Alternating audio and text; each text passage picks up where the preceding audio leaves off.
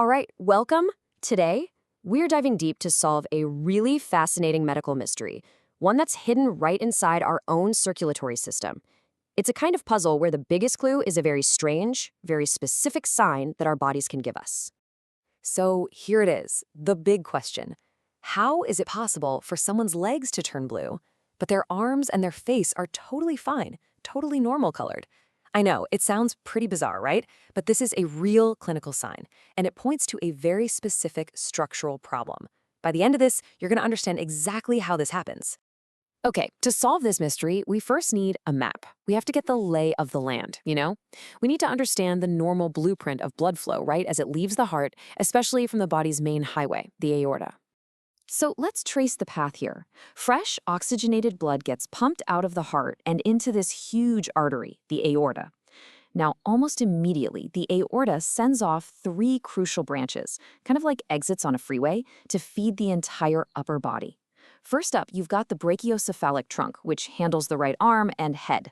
Then comes the left common carotid for the left side of your head, and finally the left subclavian for your left arm. Everything after that point just keeps heading south to the rest of the body. You got to remember this order. It is absolutely key.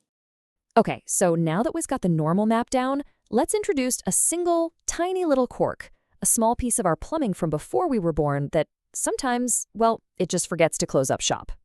This thing is called a Patent Ductus Arteriosus, or PDA for short. You see, before you're born, this little connection is totally normal. It's essential. But after birth, it's supposed to close down.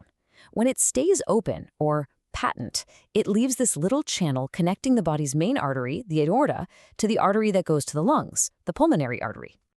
And here is the most crucial piece of the puzzle.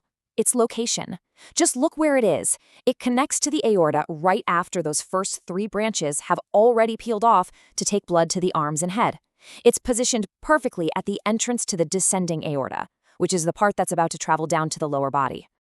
Now, for a long time, this little open channel might not cause any major issues, but over the years, the system can go through this really dramatic change, a complete reversal of power that just changes everything.